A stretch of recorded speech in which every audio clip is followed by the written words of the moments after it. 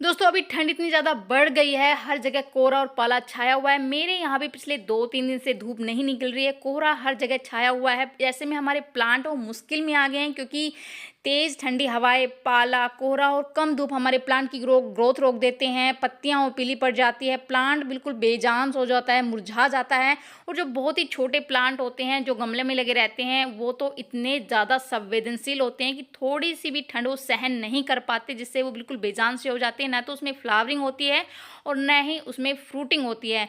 तो इस टाइम पर अगर हम अपने प्लांट की देखभाल नहीं करेंगे तो इस ठंड में हमारे प्लांट है वो बिल्कुल बेकार हो जाएंगे, सालों की मेहनत बेकार हो जाएगी। दोस्तों अगर आप चाहते हैं कि आपके सालों की मेहनत बेकार ना हो और आपके प्लांट बिल्कुल हरे भरे और स्वस्थ रहे, तो आज की वीडियो में 5 ऐसे घरेलू आसान उपाय मैं आपके साथ शेयर करने वाली हूँ, जिनको फॉलो करके आप अपने प्लांट को इस भयंकर ठंड से, कोहरे से, पाले से बचा सकते हैं। तो कौन से ऐसे उपाय हैं जो आज मैं शेयर करने वाली दोस्तों, तो वीडियो स्टार्ट करते हैं। नमस्कार दोस्तों सबसे पहले तो जो ठंडी हवाएं है ना, वो हमारे प्लांट के लिए बहुत ही बड़ा खतरा होती है। बहुत जो ठंडी हवाएं रात को चलती है, ओस पड़ती है, जिससे हमारे प्लांट बिल्कुल बेजान से हो जाते हैं। तो जो गमले में लगे प्लांट है, जो आपके इंडोर प्लांट है, उनको आप शेड के अंदर, दीवारों के पास या बिल्कुल कोने में रखें, जो सीधी ठंडी हवाएं उनसे ना टकराए, उन पर असर ना डाले। आप देख सकते हैं मेरे टेटनवाइन है इस टाइम पर सर्दियों में बिल्कुल बेजान से हो जाती है, पत्ते बिल्कुल पीले पड़ जाते हैं। लेकिन आप मेरे प्लांट को देख सकते हैं, जितने भी इंडोर प्लांट है जो मैं अंदर शेड के अंदर रख सकती थी, सारे मैंने रख दिए हैं। और प्लांट की ग्रोथ आप देख सकते हैं, लश ग्रीन है एकदम, बहुत ही अच्छी ग्रोथ भी हो रही है। पत्ते कोई भी पीले नहीं पड़ रहे हैं, लश ग्रीन पत्ते हैं, पत्तियों में अलग ही चमक है। तो मैंने बहुत सारे प्लांट वो शेड के अंदर रखे हैं, कोई कोने में रखे हैं, जिससे जो सीधी डायरेक्ट हवा उन पर ना लगे और मेरे प्लांट है वो स्वस्थ रहें, हरे भरे रहे दोस्तों। तो ये काम तो आपको करना ही है। दूसरा आपको क्या काम करना है कि कोई भी बोरी हो या इस तरह से प्लास्टिक का कवर हो, उसको आप इस तरह से अपने प्लांट को ढक दीजिए। क्योंकि रात को क्या होता है कि तापमान में बहुत ज़्यादा गिरावट आ जाती है, जिससे ओस पड़ती है और ओस से हमारे प्लांट की पत्तियां पीली पड़ जाती है, काली पड़ जाती है, प्लांट बिल्कुल बेजान से हो जाते हैं, ना तो उसमें फ्रूटिंग होती है। तो इस तरह से आप अगर कोई भी आपके पास प्लास्टिक की बोरी हो, कोई पुराना कपड़ा हो या इस तरह से जो बड़ी सी कोई पॉलीथीन हो, उससे आप इस तरह से कवर कर दीजिए। और तुलसी पर तो ये बहुत ही जो ओस पड़ती है वो हमारी तुलसी को बिल्कुल ख़राब कर देती है, पत्तियां पीली पड़ जाती है, हमारा प्लांट है बिल्कुल बेकार सा हो जाता है। तो तुलसी के प्लांट को आप शेड के अंदर रखें। अगर शेड के अंदर नहीं रख सकते तो आप इस तरह से कवर कर दे, कोई भी कॉटन के कपड़े से कवर कर दे। जो हमारे बहुत ही छोटे छोटे प्लांट होते हैं, जैसे मैंने देखो ये शिमला मिर्च का प्लांट इस तरह से छोटे छोटे जो इसकी सैपलिंग लगाई हुई है, ये बहुत ही ज़्यादा संवेदनशील होते हैं, थोड़ी भी ठंडी सहन नहीं कर पाते। तो मैंने इस तरह से ना पन्नियों से इनको कवर किया हुआ है। रात को मैं पन्नी इस तरह से ढक देती हूँ और सुबह जब धूप निकलती है तो मैं पन्नी हटा देती हूँ। और ये जब भी आप इनको ऐसे कवर करें पन्नी से या कपड़े से, तो जब भी धूप निकले दिन के टाइम आप इनको हटा दें। इस बात का ध्यान रखें, हटाना बहुत ज़रूर, रात को ही कवर करना है ताकि ये ओस से बच सके दोस्तों। तीसरा आपको क्या काम करना है कि इस तरह से आप अपने प्लांट पर मल्चिंग का काम कर सकते हैं, किसी भी तरह का। जैसे कोई लकड़ी का बुरादा हो, या जैसे अभी मूंगफली का सीज़न चल रहा है, मूंगफली हम खाते हैं, उनकी छिलके हम फेंक देते हैं, तो मूंगफली की छिलकों से भी आप मल्चिंग कर सकते हैं। या देखिए मेरे पास ये जो बादाम के छिलके हैं ना, सूखे हुए छिलके हैं बादाम के, और मैं इससे अपने प्लांट की मल्चिंग करती हूँ। क्योंकि मेरे पास बहुत सारे बादाम के छिलके जिनको मैं बेकार है ना इधर उधर नहीं फेंकती हूँ, मैं इकट्ठा कर लेती हूँ, सेव कर लेती हूँ। और जब भी बहुत ज़्यादा ठंड पड़ती है, बहुत ज़्यादा गर्मी पड़ती है, तो मैं इस तरह से मल्चिंग का काम करती हूँ अपने प्लांटों में। जो गमले में प्लांट लगे रहते हैं उन पर इस तरह से मल्चिंग करती हूँ, जिससे जो डायरेक्ट ठंड है वो हमारे प्लांट को जड़ों तक नहीं पहुंचती और हमारे प्लांट की जड़ें में गर्माहट रहती है, जिससे हमारे प्लांट कितनी भी ठंड हो, कितना भी कोहरा हमारे प्लांट है वो बहुत ही अच्छे से बचे रहते हैं। किसी भी तरह का नुकसान हमारे प्लांट की जड़ों को नहीं पहुंचता है।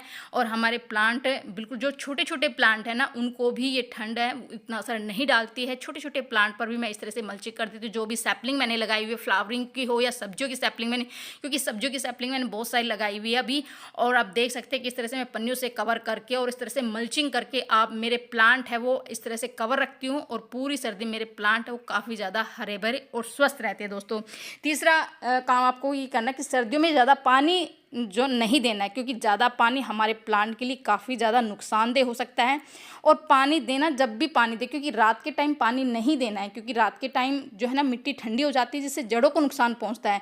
तो पानी हमेशा सुबह के टाइम दें, हल्का पानी दें। मिट्टी को में नमी रखनी है, मिट्टी को गीला नहीं करना है। आप मेरे प्लांट को देख सकते हैं, बिल्कुल भी नमी नहीं है मेरे प्लांट में, कि मिट्टी बिल्कुल गीली नहीं है, क्योंकि पानी ज़्यादा डाल देते हैं जिससे फंगस की समस्या बहुत जल्दी आ जाती है, क्योंकि धूप नहीं निकलती है तो मिट्टी सूखती नहीं, तो फंगस लग जाता है, जड़ें हैं वो गलनी स्टार्ट हो जाती है। इसलिए सर्दियों में हमारे प्लांट बहुत ही ज़्यादा ख़राब हो जाते हैं। तो सबसे बड़ा कारण जो होता है ना, वो ज़्यादा पानी की वजह से भी होता है। जब ज़्यादा पानी हम डाल देते हैं तो हमारे प्लांट में क्या होता है कि इस तरह से फंगस की समस्या आ जाती है, जड़ें गलनी शुरू हो जाती है, क्योंकि मिट्टी सूखती नहीं, लगातार नमी के कारण ये चीज़ें हो जाती है। और अपने प्लांट को आप गुड़ाई ज़रूर करते रहे दोस्तों, टाइम टू टाइम।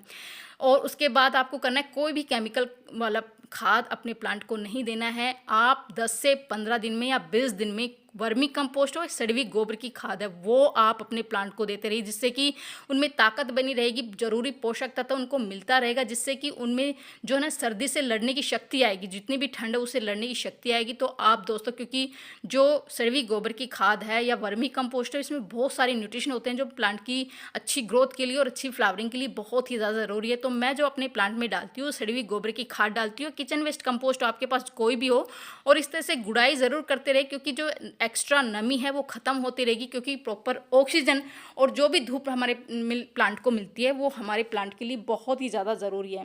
पूरी सनलाइट में प्लांट को रखिए, जितनी भी धूप प्लांट को मिले बहुत ही ज़रूरी। जितने भी फ्लावरिंग प्लांट है, फ्रूटिंग प्लांट है या सब्जियां आपने लगा रखी हैं, उनको फुल सनलाइट में रखिए दोस्तों, जिससे कि आपके प्लांट में पूरी सर्दी अच्छे से ग्रोथ भी होती रहेगी और बहुत ही अच्छे से फ्रूटिंग और फ्लावरिंग भी होती रहेगी।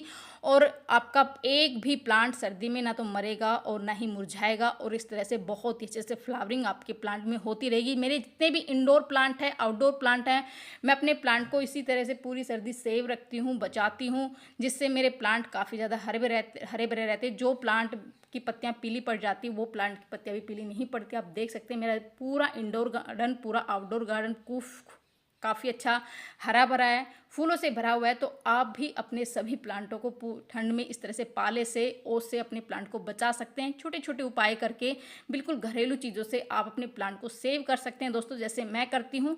और आप भी अपने पूरे गार्डन को पूरी सर्दी इस तरह से बचा सकते हैं, क्योंकि प्लांट काफ़ी ज़्यादा महंगे आते हैं, और इस तरह से अपने प्लांट को काफ़ी अच्छे से सेव कर सकते हो दोस्तों। तो कैसी लगी जानकारी, पसंद लाइक शेयर ज़रूर कर दीजिए। मिलते हैं नेक्स्ट वीडियो में। बाय बाय दोस्तों।